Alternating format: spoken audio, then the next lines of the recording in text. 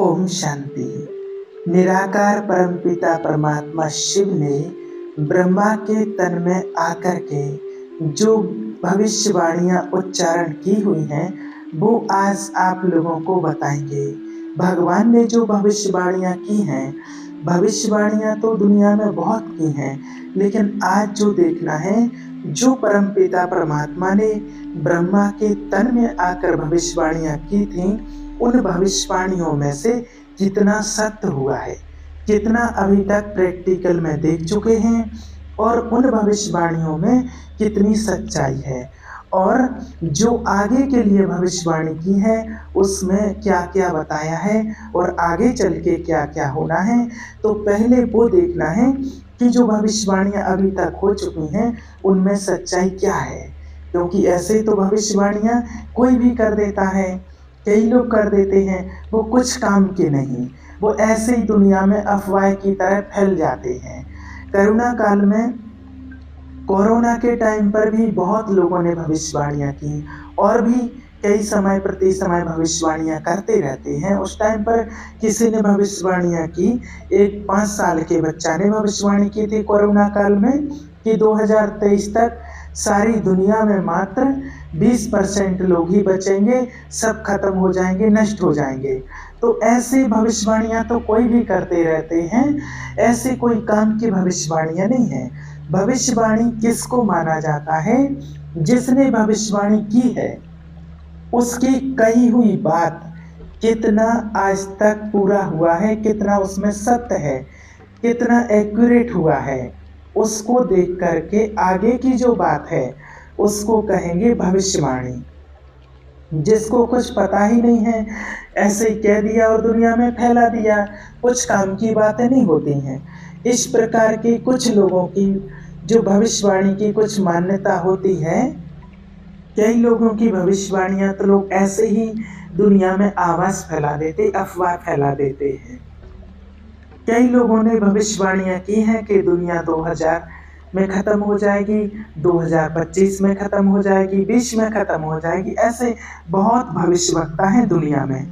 लेकिन आज बताते हैं सृष्टि पर जो भविष्यवाणी करते हैं वो दुनिया की बातों से कुछ नहीं हो सकता है। सृष्टि भगवान की है, तो स्वयं भगवान ने ब्रह्मा के तन में आकर के भविष्यवाणियां जो उच्चारण की हुई हैं, कितनी भविष्यवाणियां की हैं, सबसे पहले क्या क्या हुआ है अब तक उसको हम सामने लाएंगे, उसको देखेंगे। आगे की भविष्यवाणियां फिर बाद में बताते हैं। पहले की जो भविष्यवाणियां जो अभी तक हो चुकी हैं, जब परमात्मा ब्रह्मा के तन में आए उसी समय जो संस्था एक बहुत छोटा सा थे, माना मधुबन एक छोटा सा था, ब्रह्मा कुमारी संस्था का जो हेडक्वार्टर है वो बहुत छोटा सा था और जो वहाँ पर जो सेंटर थे बहुत कम, 5-7 सेंटर जो गिने चुने थे और फिर धीरे धीरे बनना शुरू हुआ। और मधुबन में, माउंट आबू में ज़्यादा से ज़्यादा 10-20-50 लोग पार्टी आते थे और वो भी मना फुल हो जाते थे। इतने ही लोगों में धीरे धीरे फिर और बढ़ते गए। और भविष्यवाणी में बाबा ने उसी टाइम पर परमात्मा ने क्या किया था भविष्यवाणी, जब संस्था इतनी छोटी सी थी उस टाइम पर क्या भविष्यवाणी की थी परमात्मा ने ब्रह्मा के द्वारा भविष्यवाणियां की कि तुम्हारे ढेर के ढेर सेंटर होंगे, ढेर के ढेर मकान होंगे, तुम्हारे यहाँ पर ढेर के ढेर लोग आएंगे, आबू रोड से माउंट आबू तक क्यों लगेगी, ये सारी बातें सुनी हुई हैं। इतनी भीड़ होगी, बड़े बड़े हॉल होंगे, गली गली में सेंटर होंगे, एक एक बहनों को 5-5, 10-10 सेंटर संभालने होंगे और तुम्हारी ये सेवा विदेशों में भी जाएगी, हजारों सेवा केंद्र हो जाएंगे।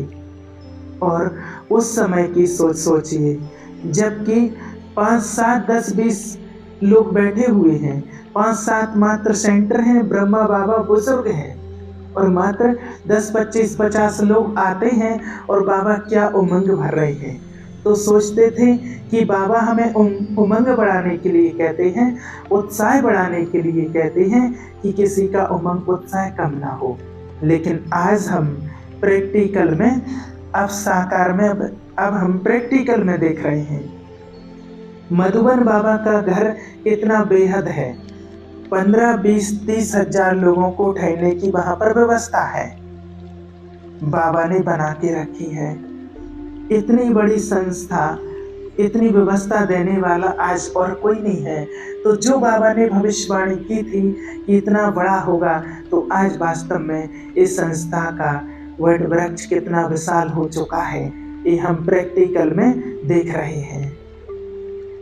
आज दुनिया में कई जगह सत्संग हो रहे हैं, सत्संग तो होते ही हैं, बहुत बड़े बड़े भी होते हैं, लेकिन इतने लोगों को एक साथ रहने की, एक सप्ताह तक रहने की व्यवस्था, सारी चीजें एक्यूरेट दी जाएं, ये कहीं नहीं है। तो स्वयं भगवान ने ये सब व्यवस्था बनाई है, हमने प्रैक्टिकल में देखा है।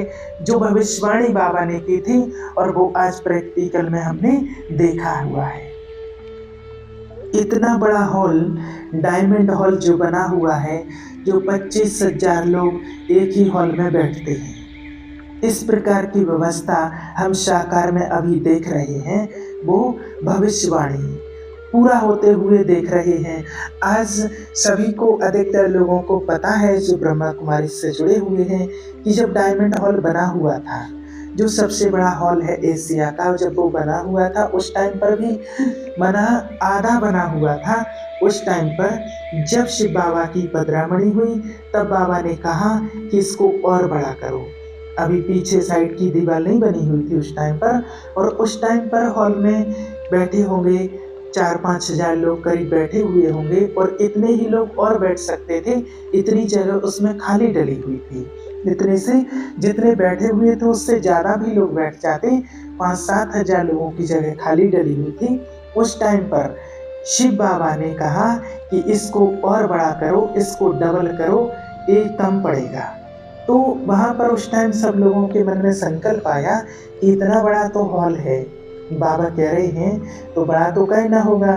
लेकिन सबके मन में संकल्प चल रहे थे, बड़े बड़े जो भाई, दीदियाँ, दादियाँ, वरिष्ठ लोग थे, कि इतना बड़ा हॉल है और बाबा कह रहे हैं कि और बड़ा करो, इतना तो भी खाली पड़ा है, अब और कौन आएगा। लेकिन बाबा की आज्ञा, तो फिर उस हॉल को बड़ा किया गया, और आज देख रहे हैं कि डबल भी कर दिया है, तो आज वो हॉल भी छोटा पड़ता है। तो ये भविष्यवाणियाँ हमने साकार में देखी हैं, ये पूरा होते हुए हम देख रहे हैं। आज हर स्टेट में, डिस्ट्रिक्ट में, गली गली में बाबा के सेंटर हैं, देख रहे हैं। एक एक बहनें 10-10, 5-5 सेंटर खोल के बैठे हैं। ऐसे तो कई जगह में जो बहनें होती हैं, दीदियाँ होती हैं, जो माना 10-10, 20-20 सेंटर संभाल रहे हैं, सब जोन इंचार्ज जो हैं। तो ये सब कुछ हमने प्रैक्टिकल होते हुए देखा है। और दुनिया में जब इतना कुछ भी विकास नहीं हुआ था, उस टाइम पर ही बाबा ने इस सारे विकास का जिक्र किया था कि आने वाले समय में कितने साधन होंगे, कितनी सुविधाएं होंगी दुनिया में, जो हम घर बैठे देश विदेश में बात कर सकेंगे, घर बैठे देश विदेश की न्यूज़ सुन सकेंगे, और एक दिन में ही विदेश की यात्रा करके भी लौट सकेंगे। उस टाइम पर जब कोई गाड़ी नहीं थी, कोई साधन नहीं थे, इतने ज़्यादा कुछ भी नहीं था, मोबाइल नहीं था, इतना ज़्यादा कुछ भी दुनिया में सुख साधन नहीं थे। उस टाइम पर भी बाबा ने इन सारे साधनों का जिक्र किया था, बताया था कि आने वाले समय में ऐसे ऐसे साधन होंगे। तो आज वो साधन भी हमने प्रैक्टिकल में देख लिए हैं, और दिन प्रतिदिन कितने बढ़ते जा रहे हैं। और बाबा ने एटम बॉम्ब्स, तोपों, मिसाइलों का भी बताया था, भविष्यवाणी की थी कि आने वाले समय में, जब उस टाइम पर तो हिरोशिमा पर भी एटम बॉम्ब्स नहीं छोड़ा गया था, उस टाइम पर 1936 में बाबा ने बताया था कि ऐसे ऐसे एटम बॉम्ब्स बनाए जाएंगे जिससे दुनिया में हाहाकार मचेगा, महाविनाश होगा, इतना अत्याचार बढ़ेगा, पापाचार बढ़ेगा। ये सारी चीज़ें बाबा ने पहले ही भविष्यवाणियाँ कर दी थी।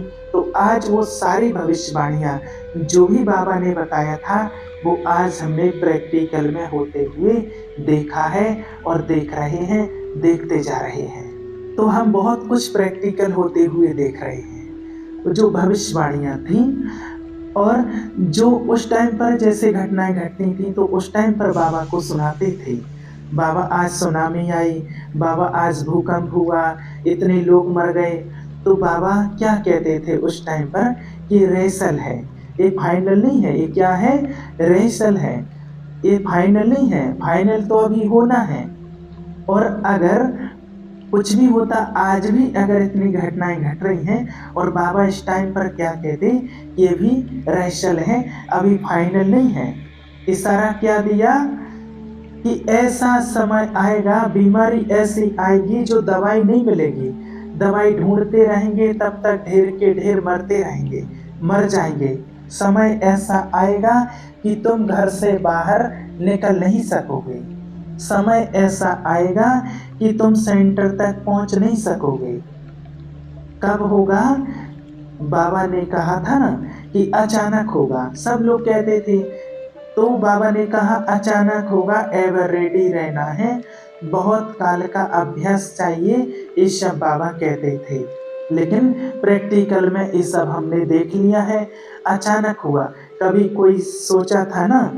अचानक एक दिन कोरोना काल में घोषणा हो गई कि लॉकडाउन, तो घर से बाहर कोई नहीं निकल पाया। तो भविष्यवाणी ये सारी अब तक हमने प्रैक्टिकल में देखी हैं। अब आगे की बात है भविष्यवाणियाँ। अब बाबा ने आगे के लिए क्या कहा, ये तो हमने सारी भविष्यवाणियाँ अभी देख ली हैं जो प्रैक्टिकल में हो चुकी हैं। और बहुत सारी भविष्यवाणियाँ की थी, वो इतनी सारी तो एक साथ नहीं बता सकते हैं, लेकिन जो मोस्ट हैं, जो ज़्यादातर लोगों को आज देखने में आता है, वो बताया है, जो आज तक हमने पूरा होते हुए देखा है। और इसमें से कोई कमी नहीं रही हुई है। और आगे के लिए जो भविष्यवाणी बाबा ने कहा है, आगे के लिए क्या कहा है कि ऐसा समय आएगा, कैसा समय आएगा, खून की नदियां बहनी हैं। यह तो पहले से प्राचीन समय से ये इतिहास बताता है कि खून की नदियां बहती आई हैं। समय ऐसा आएगा, लड़ाई होगी। समय ऐसा आएगा, कोई भी साधन काम में नहीं आएंगे, कुछ भी साधन काम में नहीं आएंगे। साइंस के साधन सब फेल हो जाएंगे। समय ऐसा आएगा, कैसा आएगा कि एक अनाज का दाना भी दिखाई नहीं देगा, लोगों को खाने के लाले पड़ जाएंगे। खून की नदियां बहनी हैं भारत में। भारत के लिए कहा गया है। और विदेशों के लिए क्या कहा है? बॉम्ब्स गिरेंगे, दुनिया आग की ज्वाला की तरह जलेगी, भंगोर को आग लगेगी, सब खल्लास हो जाएंगे। और भारत के लिए कहा, खून की नदियां बहनी हैं, अनाज का एक दाना दिखाई नहीं देगा, भूखों के कारण मरेंगे, भूख के कारण इतना हाहाकार होगा, और तुम्हारे लिए वाह वाह होगी, जय जयकार होगी। सोने की अंगूठी देकर भी पानी के लिए तरसेंगे। ऐसा समय आएगा, पीने के लिए पानी नहीं होगा। और ऐसा समय आएगा कि इन आँखों से जो कुछ देखते हो वो रहेगा नहीं। इन आँखों से जो कुछ दिखाई देता है वो कुछ भी इस दुनिया में बचेगा नहीं, क्योंकि इन आँखों से जो कुछ देखते हैं वो सब कुछ विनाश हो जाएगा। और भगवान स्वर्ग बनाने के लिए आया हुआ है। तो ये भगवान वाच्य है, ये सिद्ध होना है, ये भगवान वाच्य है। इन आँखों से जो कुछ देखते हैं वो कुछ भी रहेगा नहीं। इस कलयुग को बदलकर सतयुग होना है। तो इन सारी भविष्यवाणियों को हम अपनी आँखों के सामने रखें और उस प्रकार से भगवान के महावाक्यों को हम अपने ऊपर कदर करें। और इन सारी भविष्यवाणियों को सामने रखेंगे ना, तो हमको कभी हमारे निश्चय में डगमग नहीं होंगे, फिसलेंगे नहीं। भगवान के प्रति और निश्चय बढ़ता जाएगा और हम आगे बढ़ते जाएंगे। इसलिए अभी तक आप प्रैक्टिकल में देखिएगा, जो भी भविष्यवाणियाँ बताई हैं वो पूरी हो चुकी हैं। और आगे के लिए जो बाबा ने बताया है वो भी होना ही है। इसलिए श्रेष्ठ पुरुषार्थ करके और हमें सतयुग के लायक बनना है। ओम शांति।